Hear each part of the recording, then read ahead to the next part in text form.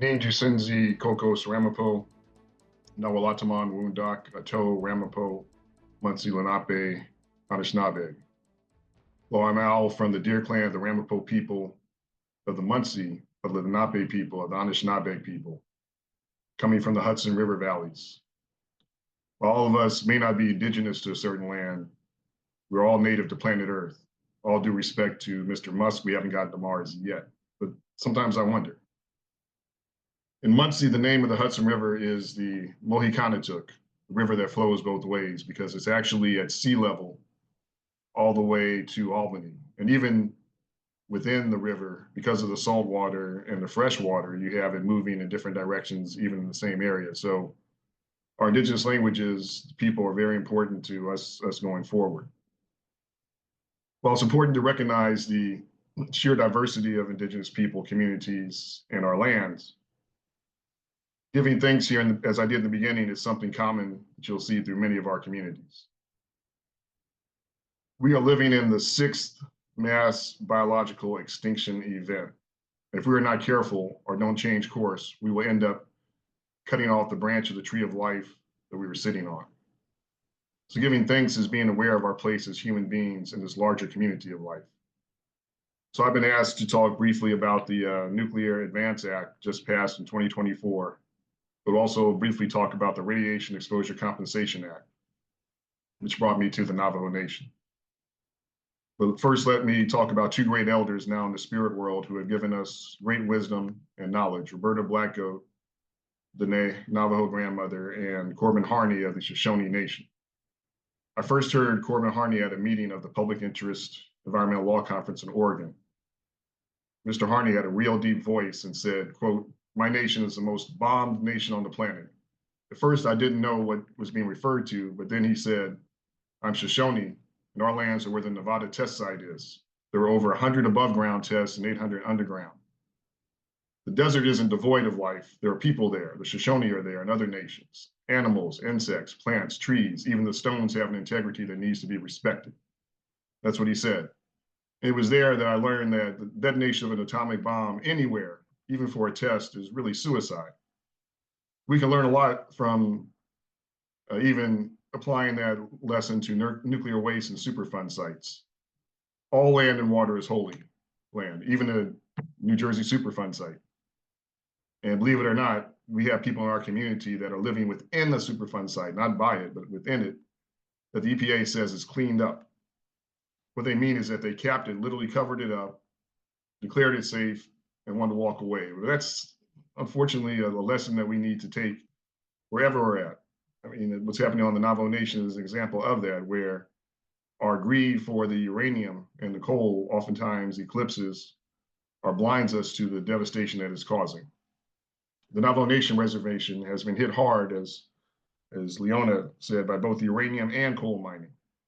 Tens of thousands of Dene Navajo people and hundreds of Hopi were removed from coal-bearing lands, leaving behind massive devastation, where up to 20% of the women and children have documented elevated levels of radiation exposure, which that fantastic chart that Leona showed illustrates.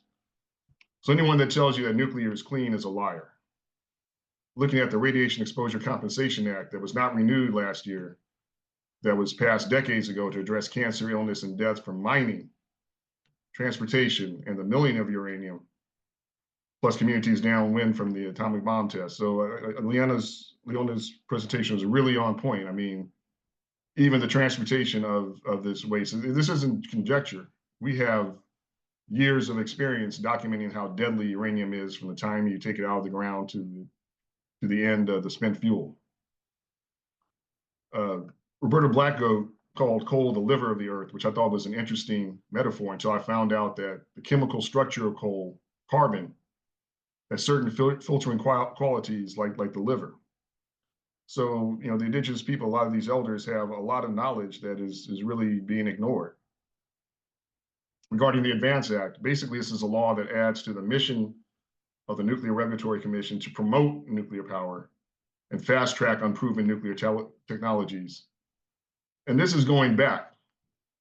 The reason why they created the Nuclear Regulatory Commission in the 70s was precisely to have a focus on oversight and not promotion. And now we're forgetting those lessons even from our recent past. Add to this the fact that the federal government has relinquished or given up any good viable way to address the nuclear waste, meaning that every nuclear power plant, including Indian Point, which is within 50 miles of Manhattan, is in reality a Superfund site. And we need to recognize that all these nuclear power plants are Superfund sites. Indian Point is leaking and has leaked radioactive elements into the environment with no good explanation as to what exactly happened. This is an idle speculation. I mean, they had a large crack that developed in Unit 2, and then they found cesium on the site that they don't know how it got there.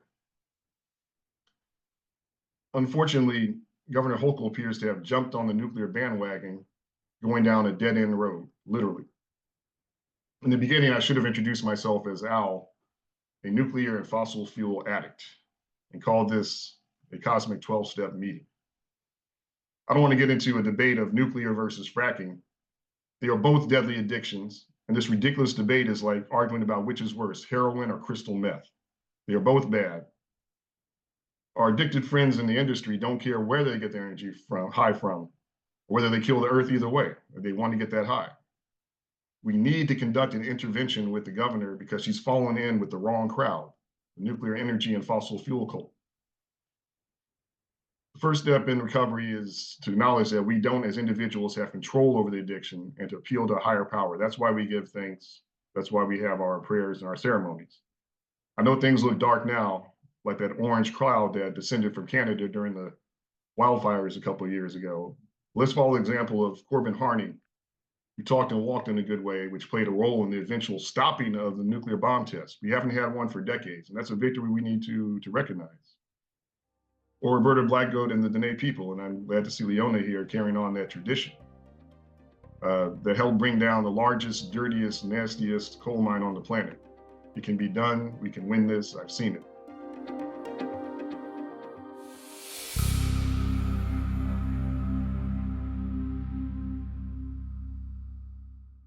Anashik, thank you.